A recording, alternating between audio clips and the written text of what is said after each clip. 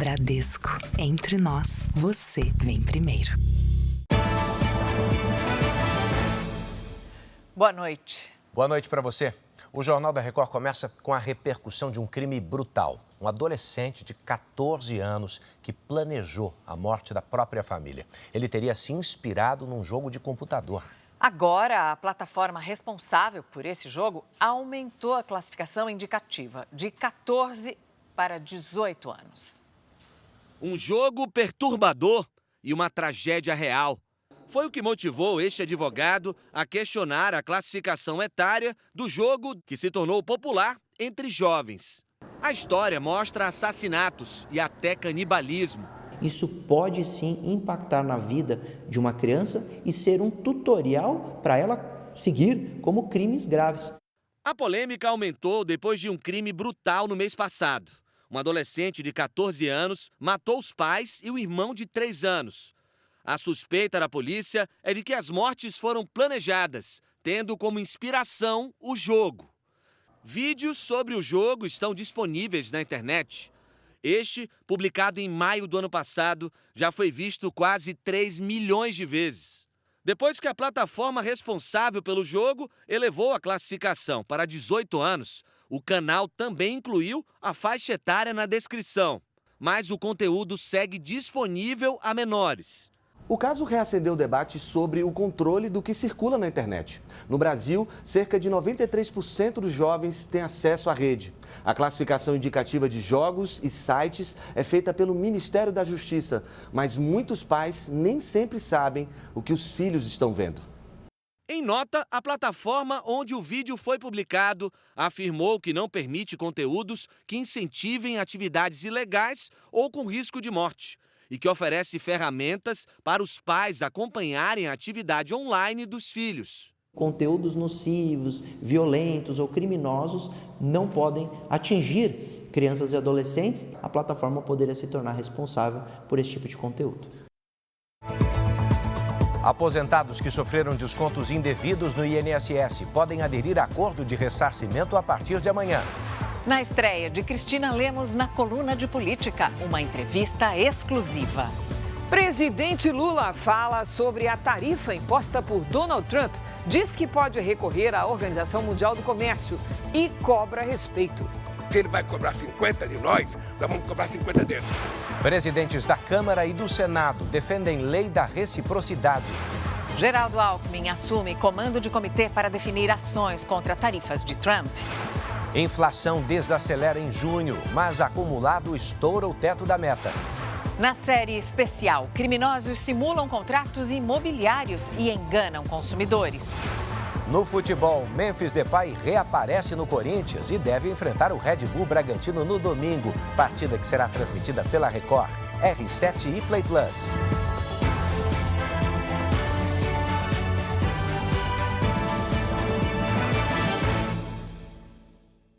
Oferecimento Bradesco, cartões de crédito com benefícios de estrela de cinema.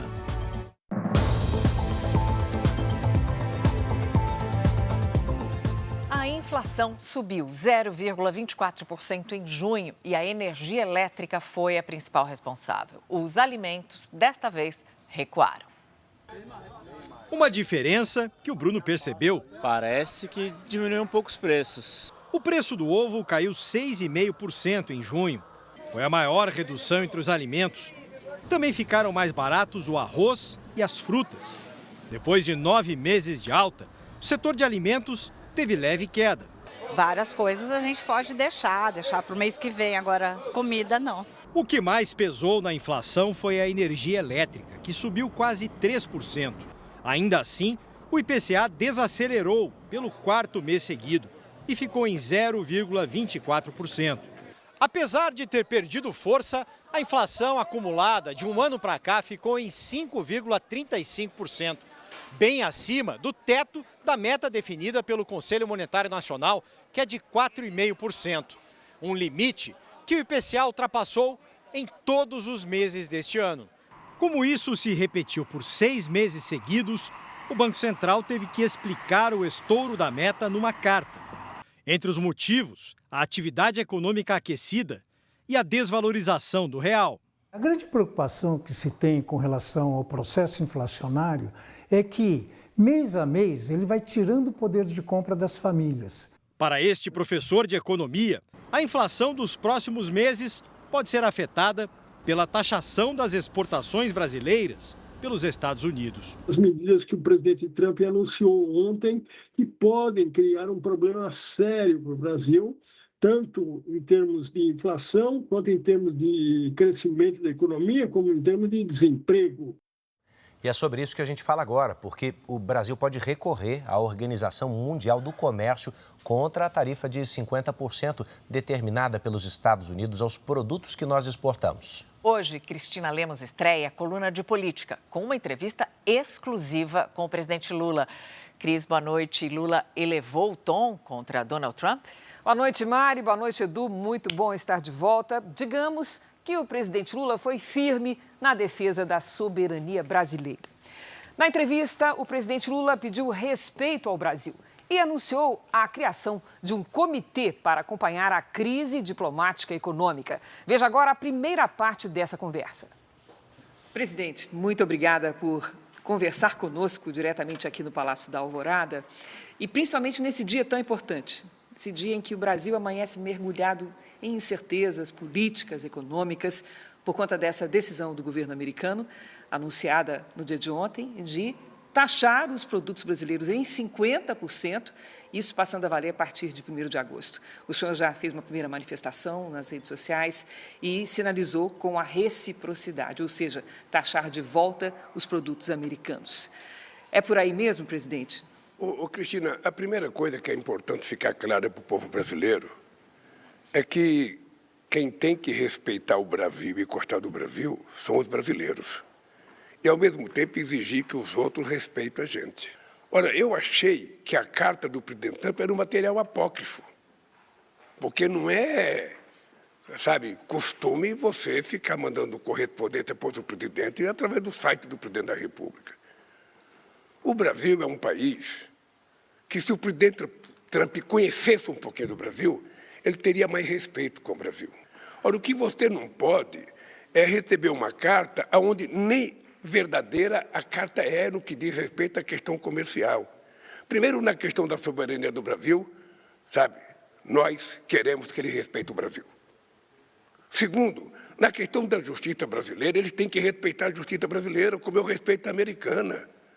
Se o que o Trump fez no Capitólio ele tivesse feito aqui no Brasil, ele estaria sendo processado como o Bolsonaro e arriscado a ser preso, porque feriu a democracia, porque feriu a Constituição. E eu não me meto no Poder Judiciário, porque aqui o Poder Judiciário é autônomo, sobretudo a Suprema Corte. Terceiro, quando ele fala da questão das empresas dele, de plataformas, ou seja, é importante que ele entenda que aqui no Brasil, quem estabelece as regras é o Brasil. É o Congresso Nacional, é o Poder Judiciário. E ele não pode ficar dizendo que o Brasil não pode fazer nada com as empresas que não estão respeitando a legislação brasileira. Aqui, respeita. A terceira coisa, quando ele fala na Carta de Comércio, é um total desconhecimento. Ele acha que os Estados Unidos têm déficit com o Brasil. Não é verdade. Se você pegar o ano passado, nós exportamos 40 bilhões e importamos 47, foi um déficit de 7. Mas se você pegar nos últimos 15 anos, importação e serviços, nós temos um déficit de 410 bilhões de dólares em 15 anos. Será que a assessoria dele não tem, sabe, sabedoria de explicar para ele não fazer uma afronta dessa a um outro país? Mas não é só com o Brasil, ele tem tentado fazer com o mundo inteiro. E não tenha dúvida que primeiro nós vamos tentar negociar, mas se não tiver negociação, a lei da reciprocidade será colocada em prática. Se ele vai cobrar 50 de nós vamos cobrar 50 dele. Agora, o que é importante ficar claro, Cristina, é que o ex-presidente da República deveria assumir a responsabilidade, porque ele está concordando com a taxação do Trump ao Brasil. Aliás, foi o filho dele que foi lá fazer a cabeça do Trump, que começa uma carta tentando fazer um julgamento de um processo que está na mão da Suprema Corte, um processo que não tem julgamento político, não. Quem está sendo julgado é os autos do processo, que vai ter uma decisão da Suprema Corte. E se os autos disser que a pessoa errou, vai ser condenada. É assim que é o Brasil. É assim que somos nós. Respeito é bom, Eu gosto de dar e gosto de receber. Possivelmente, o Trump tenha ficado preocupado com a reunião dos BRICS. E é engraçado porque, como ele não estava na reunião do G7, nós fomos 3 países dos BRICS para o G7. Índia, Brasil e África do Sul. Ainda estava mais o México e a Coreia. Só para ter uma ideia. No G20, os BRICS têm 10 países que participam do G20. Qualquer dia eu vou mandar chamar ele para participar dos BRICS. Se quiser vir, nós vamos convidar, ele vem e participa. O que não pode é ele pensar que ele foi eleito para ser xerife do mundo, ele foi eleito para ser presidente dos Estados Unidos. Ele pode fazer o que ele quiser dentro dos Estados Unidos. Aqui no Brasil, quem manda somos nós brasileiros. Presidente, muita gente associa essa iniciativa do governo americano, como o senhor acaba de mencionar, à realização da reunião dos BRICS, à pauta dos BRICS e, particularmente, a menção a uma criação de uma moeda, de uma outra forma de trocas comerciais que não seja lastreada no dólar. O senhor acha que esse ponto ajudou a verve do presidente Trump a escrever uma carta tão dura? A carta não é mais dura do que algumas coisas que ele já tinha falado. Ele chegou a dizer outro dia que se criar uma moeda, que ele vai punir os países. E nós temos interesse, isso é verdade. Nós temos interesse de criar uma moeda de comércio entre os outros países.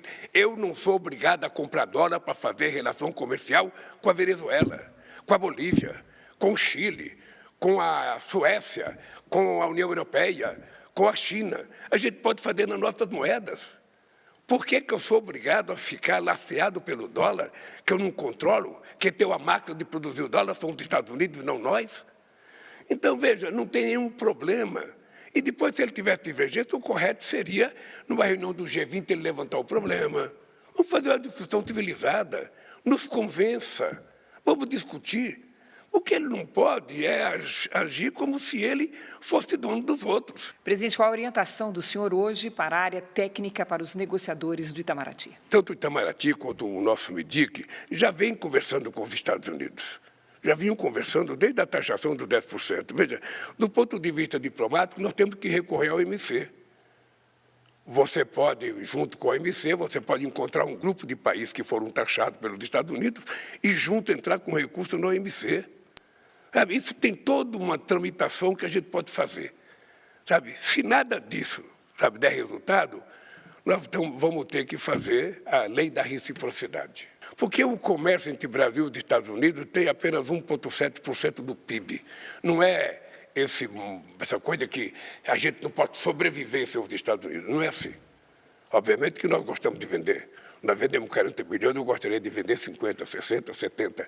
Mas, sabe, nós não abriremos mão da reciprocidade. E daqui a pouco tem mais. Eu volto já com a segunda parte da entrevista do presidente Lula. Edu, Mari. Até já, Cris. E ainda hoje, INSS vai devolver dinheiro de descontos ilegais a 100 mil vítimas por dia, a partir de 24 de julho. No futebol, a expectativa para a retomada do Campeonato Brasileiro. Corinthians quer voltar a vencer no Brasileirão. Domingo tem jogo contra o Red Bull Bragantino, com transmissão da Record, R7 e Play Plus.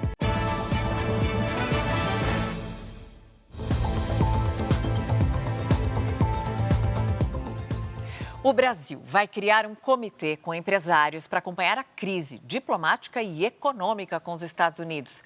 Cris, nessa entrevista exclusiva a você, o presidente Lula também tratou de outros assuntos. Mari, planos não faltam. Olha, o presidente destacou vários programas sociais que ainda serão implementados pelo governo nessa segunda etapa do mandato. Vamos acompanhar a segunda parte da entrevista. Presidente, vamos voltar nossos olhos agora para os programas sociais que o senhor pretende implantar agora nessa segunda etapa de governo. Temos aqui elencados 5 programas. Tarifa zero de eletricidade para os mais pobres, crédito para a reforma da casa para a classe média, gás para todos, troca de moto para moto entregadores, sem falar na questão do imposto de renda para quem ganha até 5 mil reais. Qual é o horizonte de implantação disso? O senhor acha que consegue concluir esse mandato com tudo isso implantado? Eu acho que nós vamos concluir. Eu estou num momento em que eu acho que é preciso fazer justiça com o povo pobre desse país. Fazer uma justiça tributária. Nós vamos pegar o quê? Nós fizemos uma medida provisória garantindo que usa até 80 kW de energia, tem pagamento zero. Nós estamos pensando em fazer um grande programa habitacional. Eu espero que no final desse mês a gente possa lançar um programa infinitamente maior do que o Casa da Minha Vida, infinitamente maior do que a Minha Casa da Minha Vida. Ele é tão grande que eu não posso te falar o que vai ser, mas vai anunciar esse mês ainda. Tá?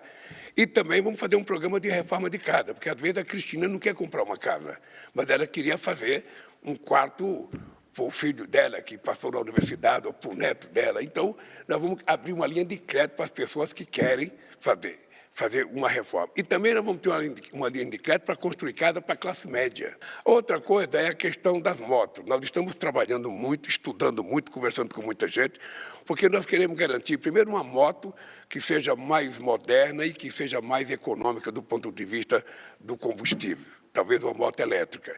E também não é só a moto que nós estamos procurando financiar.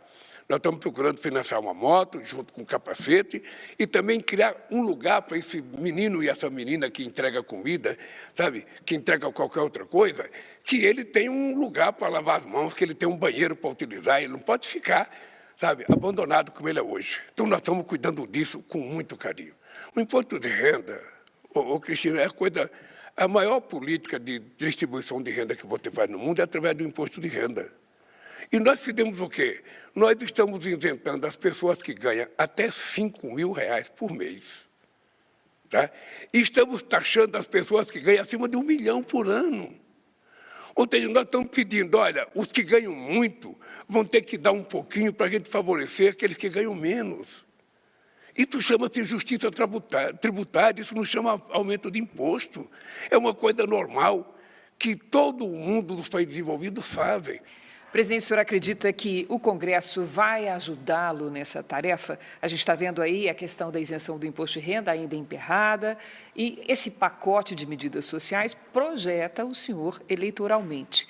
O senhor acha que isso vai interferir na decisão do Congresso? E mais, como está a sua relação hoje com a cúpula do Congresso, com Hugo Mota e com o senador Alcolumbre? Olha, você sabe que eu não me queixo do Congresso. Com todas as divergências que eu possa ter partidária, é importante que o povo brasileiro saiba. O meu partido só elegeu 70 deputados em 513. E só elegeu 9 senadores em 81. Isso me indica que eu tenho um caminho a fazer. É negociar. É conversar com as forças políticas para construir a possibilidade de governar esse país. E justiça seja feita. Até agora, nós aprovamos 99% de tudo que nós mandamos. Então, eu sou grato ao Congresso porque tem me ajudado muito. Teve um problema na questão do IOF, vai ser resolvido. Você vai ver, você vai ver. O senhor vai insistir no IOF porque os seus líderes dizem o seguinte, se não entrar o dinheiro do IOF, vai ter que cortar 10 bi. O senhor trabalha com essa hipótese de cortar 10 bi? O deputado sabe que se eu tiver que cortar 10 bi, eu vou cortar das emendas deles também. Ele sabe disso. Então, como ele sabe, eu sei, é importante a gente chegar num ponto, sabe, de acordo. Eu posso te dizer assim, antecipar para você. Eu vou manter o IOF. Se tiver um item no IOF que esteja errado, a gente tira aquele item. Mas o IOF vai continuar e mais ainda, fazer decreto é da responsabilidade do presidente da República. E os parlamentares podem fazer um decreto-lei para eles, sabe, se tiver cometido algum erro constitucional, coisa que eu não cometi. O senhor completa 80 anos dentro de 4 meses. Tem gás para mais uma disputa eleitoral? Eu posso te dizer que eu hoje estou fisicamente melhor do que quando eu tinha 60 anos. Estou com a minha qualidade de vida melhor. Tem uma mulher que cuida de mim de forma extraordinária. Então, estou bem. Se eu vou ser candidato ou não, é outros 500, Cristina. Aí vai depender o seguinte, vai depender no momento certo de discutir, sabe, se tem muitos partidos políticos para a gente conversar. Agora, eu vou te contar uma coisa. Os loucos que governaram esse país não voltam mais. O seu Tarcísio pode tirar. Não vai tentar esconder o chapeuzinho do Trump, não, Tarcísio. Pode ficar mostrando para a gente saber quem você é. Sabe? Porque está cheio de gente, está cheio de lobo com perna de carneira. Se for necessário ser candidato para evitar isso, querida, estarei candidato e espero que você esteja acompanhando, cobrindo a campanha. É isso. Para quem ficou nervoso hoje, o senhor manda tomar um chazinho? Qual é o recado que o senhor dá para quem ficou nervoso com esse cenário internacional? Olha, eu só queria dizer aos empresários brasileiros, nós vamos criar um comitê, sabe, e os empresários vão participar para a gente acompanhar dia a dia o que vai acontecer, sabe? Nós vamos criar um comitê, não vou dizer gabinete de crise, eu vou dizer um gabinete de repensar a política comercial brasileira com os Estados Unidos. Eu quero que o Trump cuide dos Estados Unidos para os americanos. Eu quero que os americanos melhorem de vida. Eu quero que os americanos vivam democraticamente. Só respeito o direito do brasileiro também viver. Do jeito que você gosta do povo americano, eu gosto do povo brasileiro. E na minha vida, quem decide as coisas é o povo. Eu sou brasileiro, gosto do Brasil e não desisto nunca. Assim nós somos e assim nós seremos. Por isso, longa vida para o povo brasileiro. Muito obrigada, presidente, pela entrevista. Obrigado, Cristina. A entrevista completa vale a pena você acompanhar daqui a pouco na Record News e no R7. Eu volto já com mais a reação do Congresso sobre a taxação anunciada pelo governo americano. Até já, Cris. Você vai ver a seguir a repercussão na imprensa internacional das tarifas impostas por Donald Trump aos produtos brasileiros. E também na série especial, o sonho da moradia transformado em golpe. O perigo das fraudes imobiliárias. Falsos corretores oferecem terrenos e imóveis que não existem.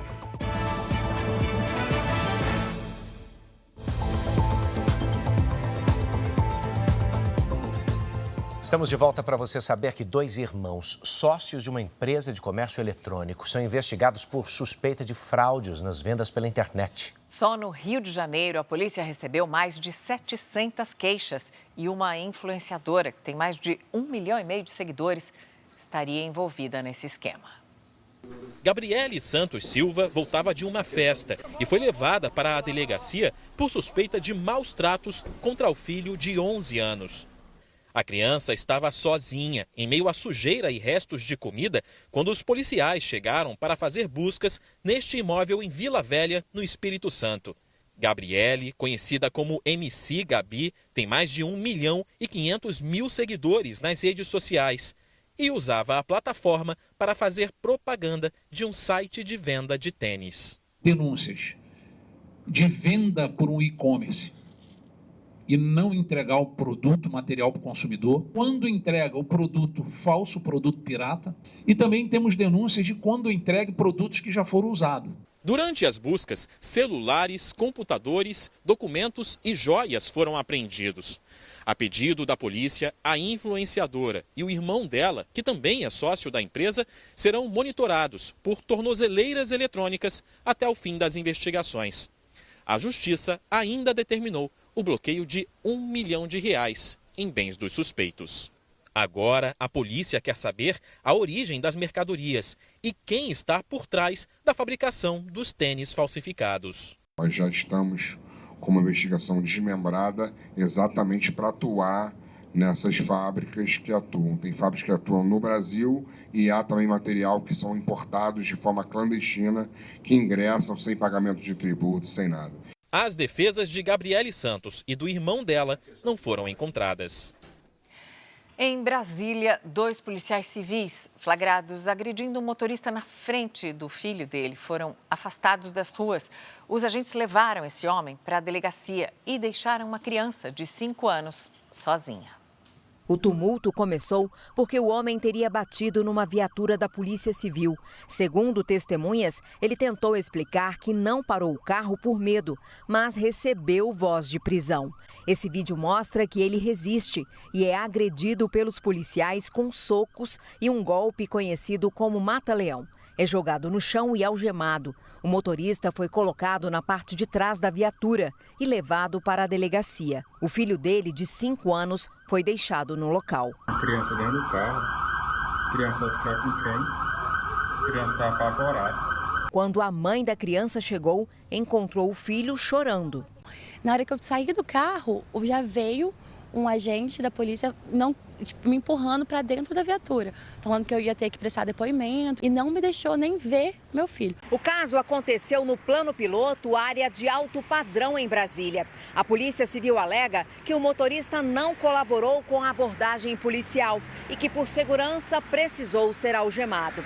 Diante da repercussão, os agentes foram afastados e serão investigados pela Corregedoria da Corporação. Com certeza isso não representa a nossa polícia. A nossa polícia é uma polícia bem treinada, uma polícia cidadã, e isso não reflete aí a nossa Polícia Civil. Eu tenho certeza que isso vai ser, punido ao rigor da lei.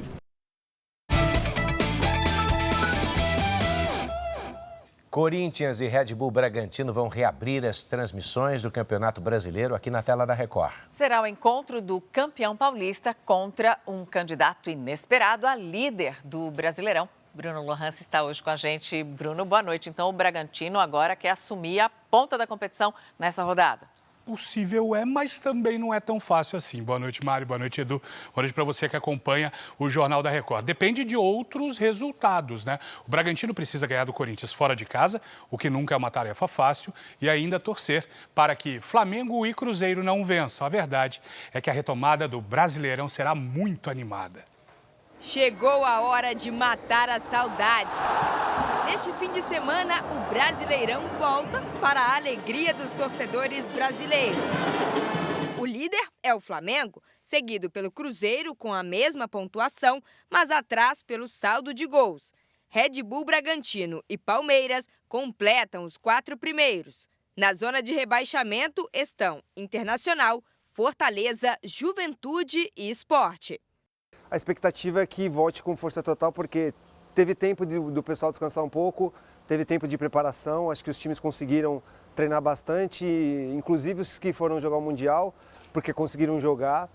Será aqui na Neoquímica Arena a volta do Brasileirão para Corinthians e Red Bull Bragantino neste domingo. O Alvinegro está invicto com Dorival Júnior como mandante, com 3 vitórias e 2 empates. Acredito que a gente conseguiu descansar bem, fizemos bons treinos competitivos, acredito que a gente está muito bem preparado para voltar para o jogo de domingo. O Bragantino vem de derrota para o Bahia na última rodada. Vinicinho, eleito a revelação do Campeonato Paulista deste ano, sabe da pressão de jogar na Arena Corintiana. Acho que vai ser um jogo muito difícil, mas pode ter certeza que vamos estar preparados. A Record vai transmitir a partida entre Corinthians e Bragantino com exclusividade na TV aberta, domingo, a partir das 6h30 da tarde. Depois de faltar ao treino de ontem, sem avisar, o atacante Memphis apareceu hoje no Corinthians. O holandês se reuniu com o técnico Dorival Júnior e dirigentes e participou normalmente das atividades desta quinta. O jogador recebeu multa pela falta e pediu desculpas aos jogadores. O motivo da ausência não foi revelado. Memphis manifestou o desejo de permanecer no clube. A presidência trata o assunto como resolvido. E no domingo, o holandês vai estar de volta no Brasileirão aqui na Record. Corinthians e Red Bull Bragantino vão jogar na Neoquímica Arena a partir das 6h30 da noite. A cobertura completa você também acompanha no R7 e no Play Plus. Mariana, Edu. Obrigado, Bruno. O governo detalhou o calendário para devolver o dinheiro de aposentados e pensionistas do INSS que tiveram aqueles descontos indevidos na folha de pagamento. O reembolso vai começar a partir do dia 24 de julho e serão lotes diários com até 100 mil pessoas. O valor será depositado de uma só vez. As vítimas de descontos ilegais nos benefícios entre março de 2020 e março de 2025 já podem aderir ao acordo, desde que tenham feito a contestação e não tenham recebido retorno das entidades. Segundo o INSS, mais de 3.800.000 contestações foram recebidas até agora. Para aderir ao acordo, o beneficiário deve acessar o aplicativo Meu INSS ou ir pessoalmente a uma agência dos Correios. Depois da adesão, os valores vão ser depositados diretamente na conta em que o segurado já recebe o benefício da Previdência. O calendário de ressarcimento começa no dia 24 de julho, com lotes diários com até 100 mil beneficiários. É a integralidade do valor corrigido pelo IPCA a ser pago em uma única vez, de uma única forma. O plano de ressarcimento é resultado de uma conciliação homologada pelo Supremo Tribunal Federal, que permitiu ao governo realizar os pagamentos sem impacto no arcabouço fiscal. Uma medida provisória garantindo cerca de 3 bilhões de reais em crédito extraordinário vai ser enviada ao Congresso nos próximos dias. Eu tenho certeza que há um ambiente de colaboração entre os parlamentares para garantir que esse ressarcimento ocorra de forma rápida. Vem cá que tem outro assunto que interessa a muita gente. O ex-presidente da Câmara, deputado Arthur Lira, apresentou nesta quinta-feira o relatório do projeto de lei que amplia a isenção total do imposto de renda para quem ganha até R$5 mil por mês. Qual é a novidade? É o aumento do teto do desconto parcial na alíquota, que subiu de R$7 mil para R$7.350. Só essa mudança já beneficia 500 mil de brasileiros. Nos salários a partir de R$50 mil por mês, Lira manteve o imposto gradual, que pode chegar até 10% para quem ganha R$1.200.000 ou mais por ano. A imprensa internacional repercutiu as tarifas impostas por Donald Trump ao Brasil. O jornal americano The New York Times afirma que Estados Unidos e Brasil parecem ter iniciado uma guerra comercial repentina e que a disputa tem potencial para grandes repercussões econômicas e políticas, especialmente no Brasil. O The Washington Post escreveu que o anúncio mostra que ressentimentos pessoais e não apenas considerações econômicas motivaram o uso das tarifas pelo líder dos Estados Unidos. Na França, o jornal Le Monde ressaltou que Trump usa tarifas para apoiar o ex-presidente Bolsonaro. E o El Clarín, da Argentina, chamou a medida de Trump de drástica e que o anúncio abre uma guerra comercial entre dois gigantes do continente. Consumidores americanos podem enfrentar aumento nos preços de alguns alimentos. 1/3 do café e mais de 50% do suco de laranja vendidos nos Estados Unidos vem do Brasil. Até o dia 1º de agosto, quando as tarifas devem entrar em vigor, autoridades brasileiras e americanas podem tentar chegar a um acordo. Por enquanto, não houve novo posicionamento oficial da Casa Branca. Hoje, o presidente Trump participou de uma reunião com integrantes do Departamento de Inteligência no Salão Oval. Nos últimos dias, o presidente publicou uma série de cartas informando as novas tarifas impostas a vários países e pretende anunciar novos acordos com parceiros comerciais, como a União Europeia. Um dia depois das novas tarifas impostas por Trump, políticos traçam agora estratégias para amenizar os prejuízos ou até reverter a taxação anunciada pelo governo americano. A Cris Lemos está de volta com mais detalhes desses bastidores, porque o desafio não é nada pequeno, né, Cris? Sem sombra de dúvida, Mariana. Parlamentares apostam na capacidade diplomática do governo brasileiro para que Donald Trump desista da taxação.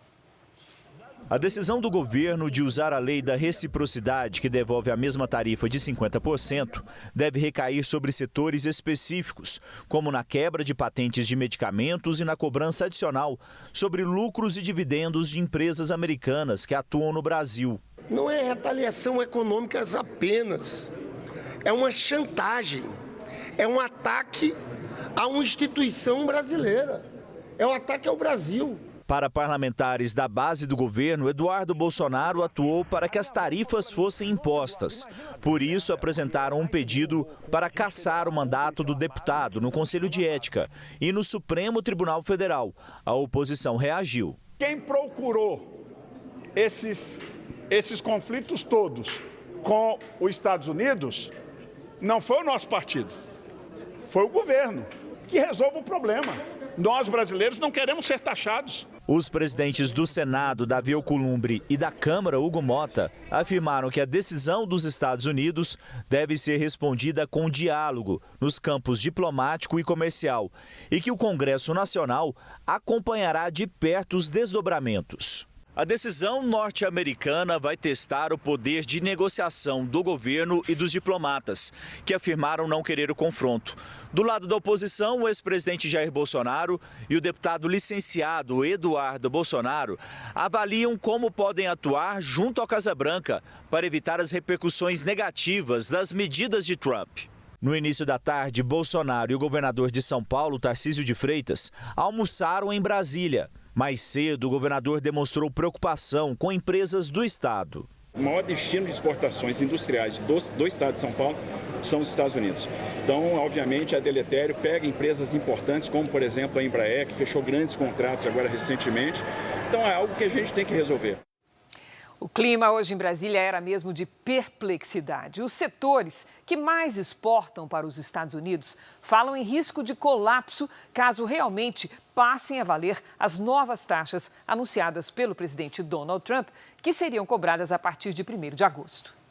Quem mais exporta para os Estados Unidos já calcula o potencial impacto da taxação de 50% anunciada por Donald Trump. Os setores de petróleo, café, laranja, ferro e aço são os que mais dependem do mercado norte-americano. Em 2024, o Brasil exportou aos Estados Unidos quase 42 bilhões de reais do setor de petróleo bruto e derivados. O setor de café exportou mais de 11 bilhões de reais. Já o setor de laranja, quase 7 bilhões. E o de ferro e derivados de ferro e aço, mais de 31 bilhões. O governo federal deve aguardar a confirmação da tarifa norte-americana em 1º de agosto para chancelar a resposta do Brasil. A taxação de produtos dos Estados Unidos deve ser pontual, não generalizada. Especialistas avaliam que outros países podem absorver os produtos brasileiros impactados. Uma parte pode vir para o mercado doméstico. Então, por exemplo, você pega café e carne, por exemplo. Uma parte pode ser mais absorvida pelo mercado doméstico. Mas também, intra-Mercosul, há um potencial grande de expansão das relações, e também o mercado europeu e o mercado asiático. A possibilidade também é defendida pela Agência Brasileira de Promoção de Exportações e Investimentos. Parte comercial nossa, nós vamos ter que construir também cenários, no caso, passando o dia 1º de agosto, para ajudar os setores da nossa economia afetados a terem novas oportunidades com outros países. É claro que a carne brasileira, se não for exportada aos Estados Unidos, será redirecionada para outros destinos, talvez não tão vantajosos, não tão viáveis economicamente, mas o setor não parará de produzir em virtude desse bloqueio. Ministros do governo já buscam medidas contra as tarifas comerciais dos Estados Unidos. O presidente Lula acabou de anunciar que está criando um comitê, um grupo de trabalho, um comitê exatamente para cuidar dessas questões. Em relação à lei de reciprocidade, ela já foi votada, é lei aprovada pelo Congresso Nacional e o decreto deve estar sendo publicado, se não hoje, amanhã, enfim, sendo publicado nos próximos dias. É uma tarifa que não se justifica sob nenhum ponto de vista, menos ainda sob o ponto de vista econômico. Os Estados Unidos tiveram um superávit junto ao Brasil, fora a América do Sul, junto ao Brasil, nos últimos 15 anos, de mais de 400 bilhões de dólares. E a gente segue acompanhando com toda a atenção que o assunto merece. Até amanhã, Edu, Mari. Obrigada, Cris. O presidente Lula assinou hoje o decreto que zera o imposto sobre produtos industrializados para carros nacionais mais sustentáveis. A alíquota varia de 3,8% a 6,3%, conforme o modelo. A iniciativa faz parte do programa Mover, que busca incentivar a produção brasileira de veículos. Na região mais atingida pelas enchentes no Texas, autoridades dizem que não instalaram sirenes porque não conseguiram verbas públicas. Ainda há 161 desaparecidos no estado. 121 mortes foram confirmadas. O rio Guadalupe subiu 9 metros na última sexta-feira. As cidades no entorno da nascente foram as mais atingidas. Voluntários chegam de todo o país para ajudar as vítimas da enchente. Tivemos pessoas que oferecem auxílio. Tenho uma carregadeira, tenho um barco.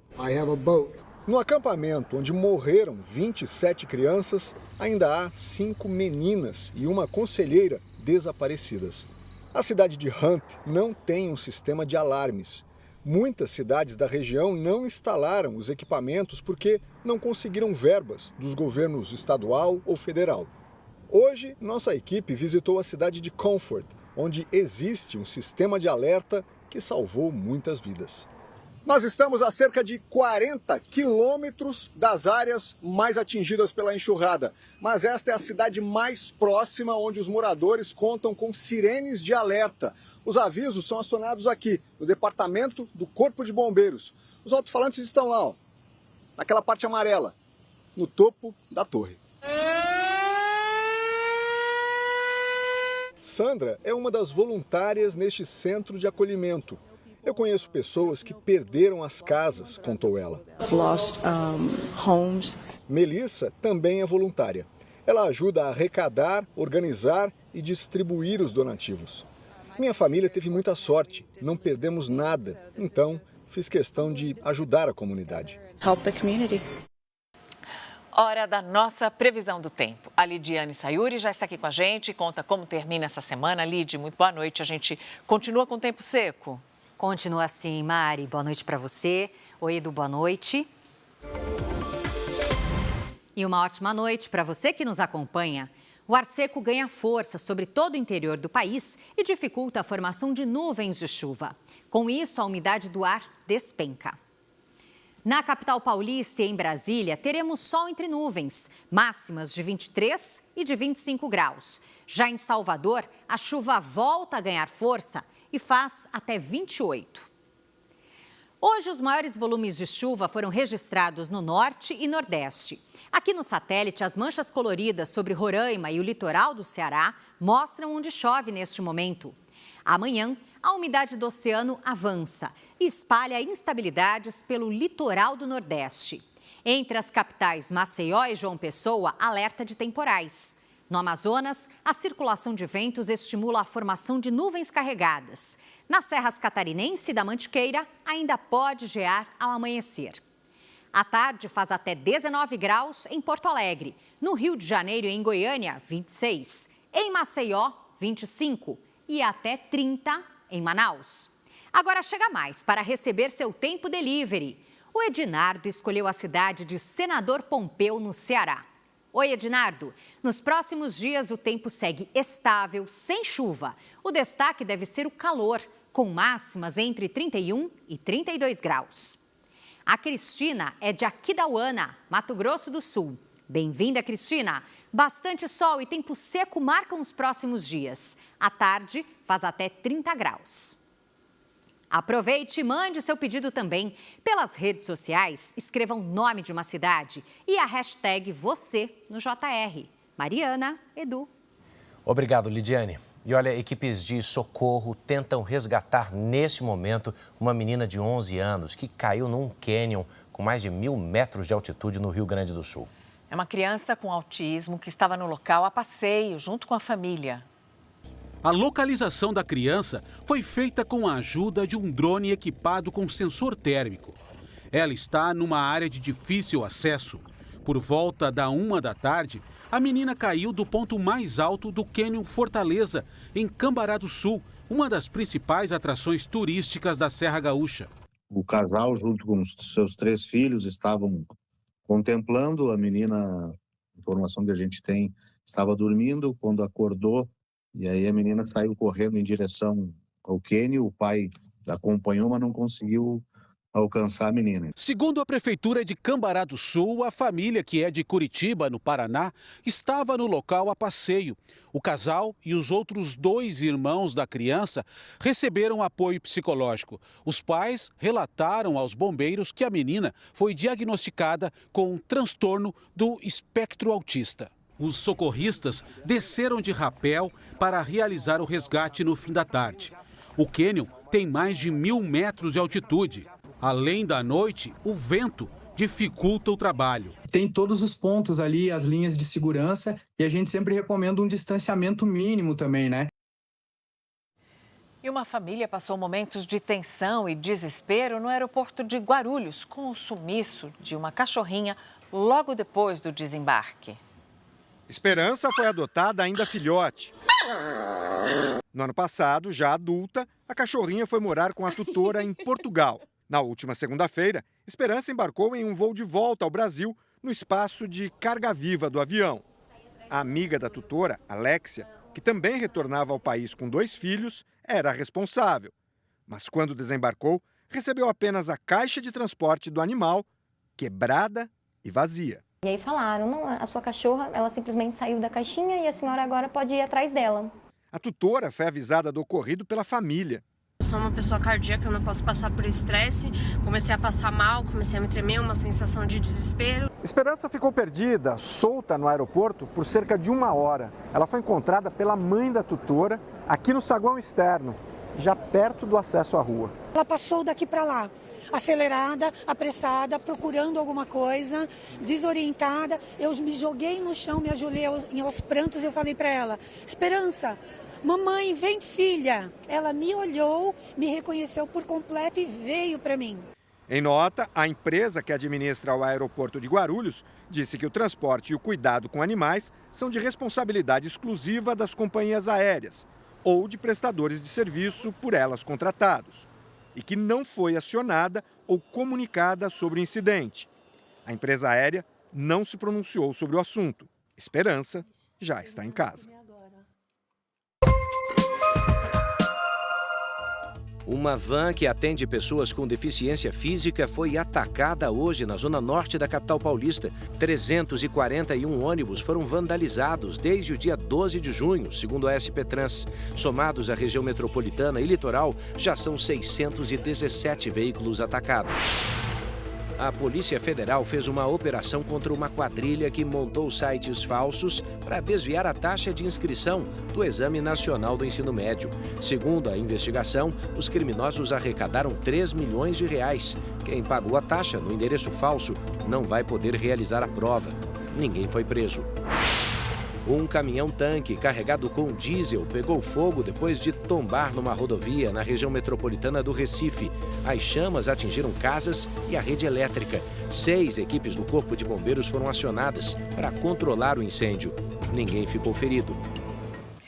Imagine essa cena. Você fechando o contrato de aluguel de um apartamento, pagando 3 meses adiantados. Depois você organiza a mudança e quando chega com a família, descobre que foi enganado. Prejuízo e frustração, né? Foi o que aconteceu com uma família aqui de São Paulo. No episódio de hoje da nossa série especial, você vai ver como esses estelionatários agem no setor imobiliário.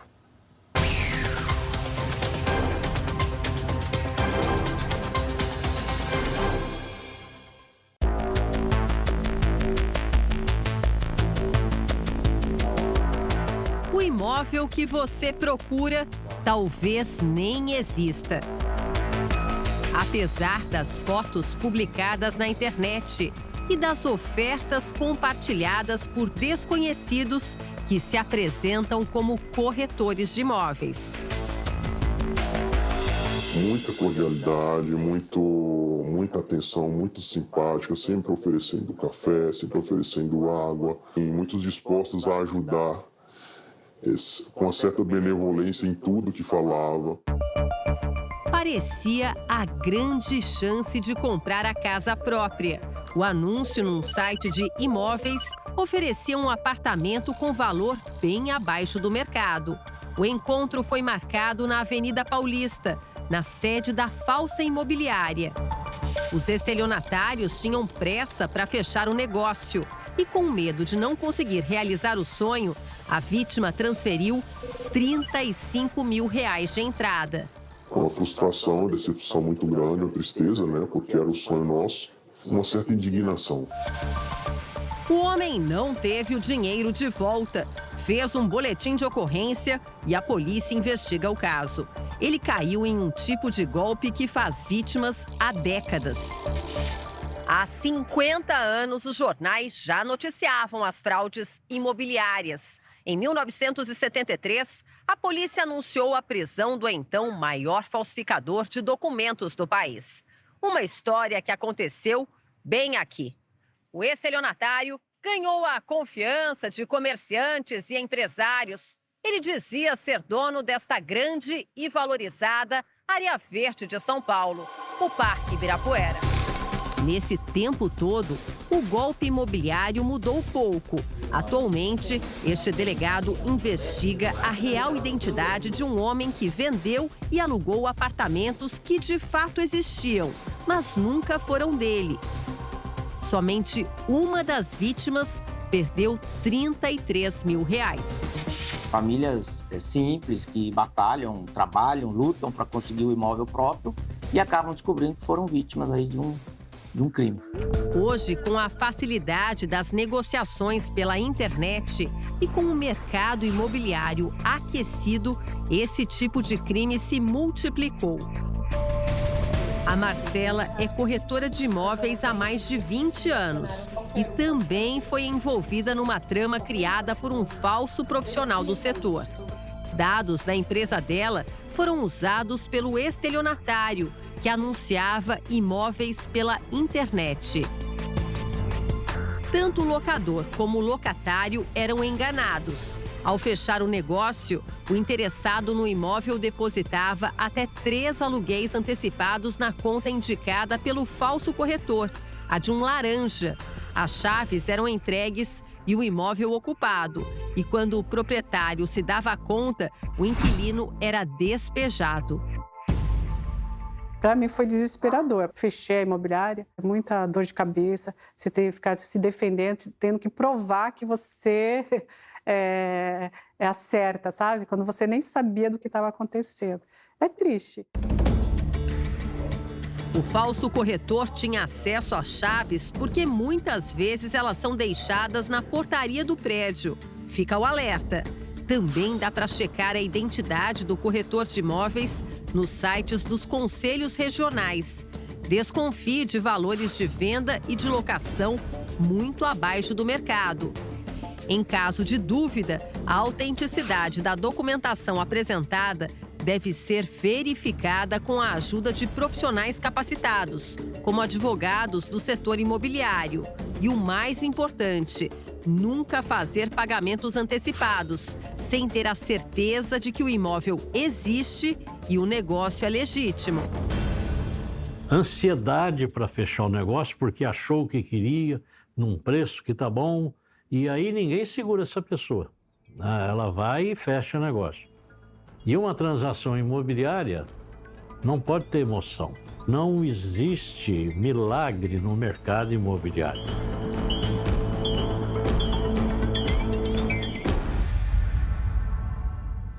Ansiedade inimiga do bom negócio, hein? A gente volta amanhã com outras informações para você. Mas à 00:30 tem mais JR. As reportagens dessa edição você confere no Play Plus e em todas as nossas plataformas digitais. Nossa programação está ao vivo e de graça no Play Plus. Você fica agora com o 4º episódio de Paulo Apóstolo. E logo depois de Reis tem a grande final do Power Couple Brasil. E você decide quem é o casal vencedor dessa temporada. Entre no r7.com e vote no seu favorito. Não perca. Boa noite. Boa noite e bora para a próxima.